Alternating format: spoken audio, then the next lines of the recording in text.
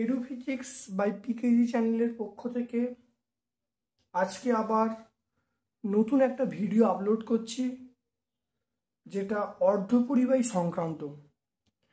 Class 12-এর প্রত্যেকটা ছাত্রছাত্রীর কাছে এটা অত্যন্ত গুরুত্বপূর্ণ হতে চলেছে। চলে আসি আজকের প্রথম যে কোশ্চেন, সেটা হলো এনপিএন ট্রানজিস্টরকে কিভাবে বিবর্ধক হিসাবে ব্যবহার। মনে রাখতে হবে এইটা হলো এনপিএন ট্রানজিস্টরের একটা বর্তনী চিত্র।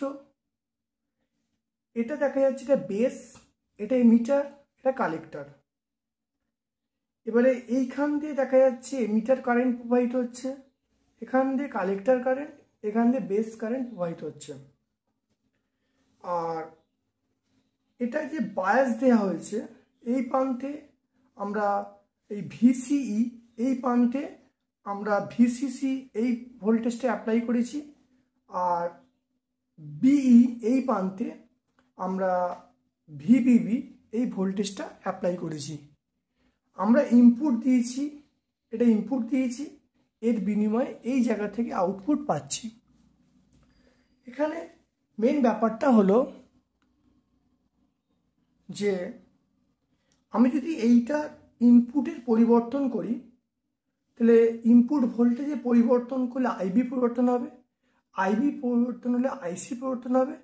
ফলে এই যে আইসিটা, এখানে একটা ভোল্টেজটা যে পাওয়া যাবে সেটা ইনপুটের অনেক বেশি মানের ভোল্টেজ পাওয়া যাবে, অর্থাৎ অ্যাম্পলিফাইড ভোল্টেজ পাওয়া যাবে। এখানে সেটাই বলছে। আসা যাক এখানে কিভাবে করা আছে। এনপিএন ট্রানজিস্টরকে সি সংযোগে রাখা আছে। এটা হলো সি সংযোগ।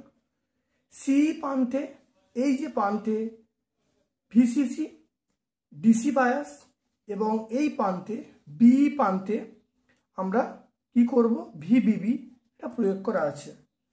যদি কেভিএল প্রয়োগ করি, কেভিএল প্রয়োগ করলে আমরা লিখতে পারবো যে ভিসিসি সমান এই ভোল্টেজটা, অর্থাৎ ভিসি প্লাস এর প্রান্তের যে ভোল্টেজটা, অর্থাৎ আইসি ইন্টু আরএল। কারণ এর মধ্য দিয়ে আরএল আইসি যাচ্ছে, তাহলে আইসি ইন্টু আরএল। তাহলে আমি এখান থেকে পেয়ে যাচ্ছি ভিসিই সমান ভিসিসি মাইনাস আইসি ইন্টু আরএল। এরপরে আমরা ভূমি নিঃসারক বর্তনীতে এসি প্রযুক্ত হলে, যদি এসি এই জায়গায় যদি আমি এসি প্রয়োগ করি, তাহলে আমরা এই ভিবি, এই যে ভোল্টেজটা হলো ভিবি, এটা পরিবর্তিত হয়।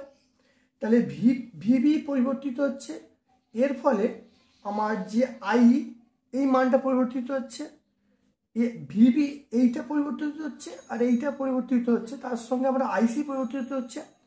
তাহলে এই পরিবর্তন ট্রানজিস্টরের বিবর্ধিত আউটপুট হিসেবে পাওয়া যায়। আর এখানে মনে রাখতে হবে যে আউটপুট এবং ইনপুট পরস্পরের মধ্যে বিপরীত দশায় থাকবে বা বিপরীত দশাকোণ থাকবে, অর্থাৎ এদের মধ্যে যে কোণটা 180 ডিগ্রি হবে। অর্থাৎ ইনপুট এবং আউটপুট যে লেখচিত্র পাওয়া যাবে সেটা হলো বিপরীত দশায় থাকবে, মানে 180 ডিগ্রি ফেজ করে থাকবে। এরপরে আমরা চলে আসছি ট্রানজিস্টরকে সুইচ হিসাবে ব্যবহার কিভাবে করা যায়। এটা হলো এনপিএন ট্রানজিস্টর। এনপিএন ট্রানজিস্টরের সি ব্যবস্থা। এই প্রান্তের ভোল্টেজ হলো, তাহলে এটা হলো বেস, এটা এমিটার, এটা কালেক্টর প্রান্ত।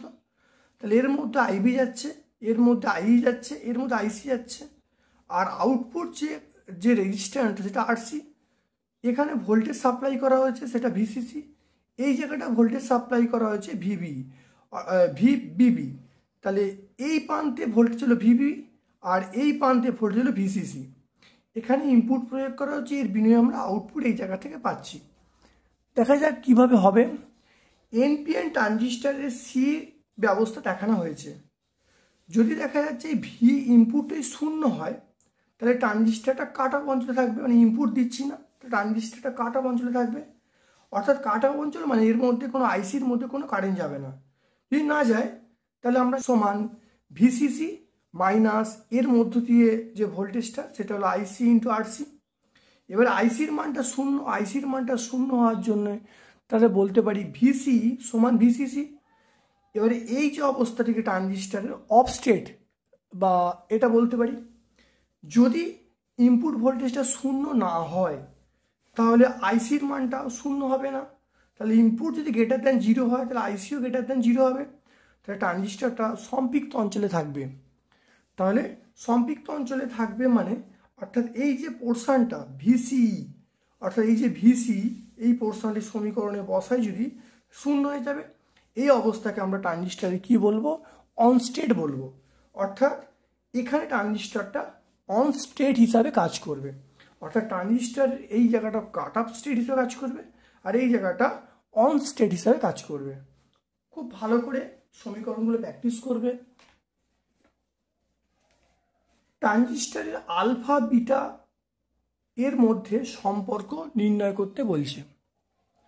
মনে রাখতে হবে ট্রানজিস্টরের ক্ষেত্রে আমরা জানি আই সমান আইবি প্লাস আইসি। আই মানে এমিটার কারেন্ট, আইবি মানে বেস কারেন্ট, আইসি মানে কালেক্টর কারেন্ট। ক্ষুদ্র পরিবর্তনের জন্য আমরা ডেল্টা হিসাবে লিখব। তা লেখা হলো delta I equal to delta IB plus delta IC. IC দিয়ে উভয় পক্ষে ডেল্টা আইসি দিয়ে উভয় পক্ষে ভাগ করা হলো। ভাগ করলে এই সমীকরণটা পাওয়া যাচ্ছে। এবারে আমরা জানি আলফা সমান delta IC by delta I, beta সমান delta IC by delta IB. মানগুলো বসানো হলো। এখানে দেখা যাচ্ছে বিটার মান পেয়ে গেল আলফা বাই 1 মাইনাস আলফা। তাহলে এটা হলো আলফা ট্রানজিস্টর আলফা ও বিটার মধ্যে সম্পর্ক।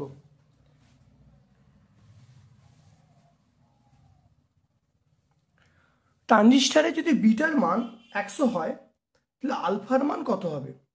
মনে রাখতে হবে আমরা জানি বিটা সমান আলফা বাই 1 মাইনাস আলফা। বিটার মান 100 বসানো হয়েছে। তাহলে আমরা সমাধান করে দেখতে পাচ্ছি আলফার মান কত হবে?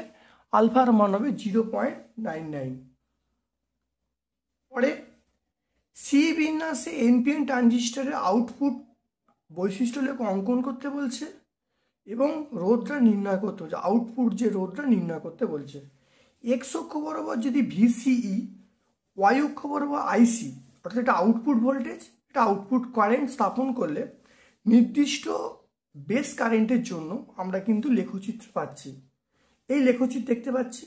তাহলে এখানে এটা আইবি1, এটা আইবি2, এটা আইবি3, আইবি4, এটা আইবি5।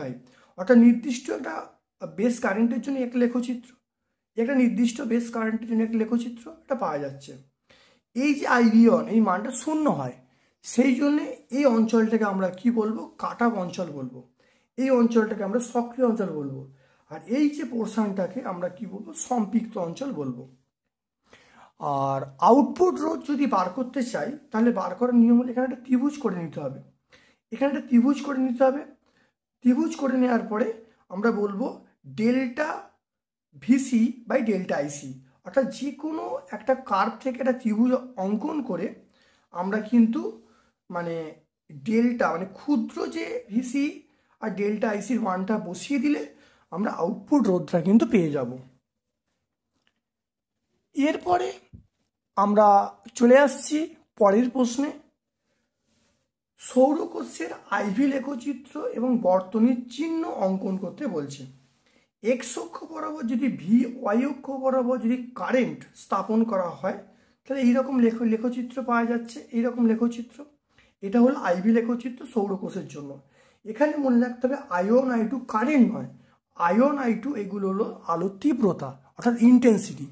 এটা এখানে এইটা আই বলতে কিন্তু কারেন্ট বা তড়িৎ বোঝাচ্ছে। এখানে I1 I2 কারেন্ট নয়, এটা হলো তীব্রতা, গুলিয়ে যায় না। তাহলে বর্তনী চিত্র তাহলে এরকমভাবে হবে। সে ভিডিওটা প্রথম থেকে শেষ পর্যন্ত দেখবে। কেমন লাগলো অবশ্যই কমেন্ট সেকশানে কমেন্ট করবে। ভিডিওটা প্রথম থেকে শেষ পর্যন্ত দেখবে।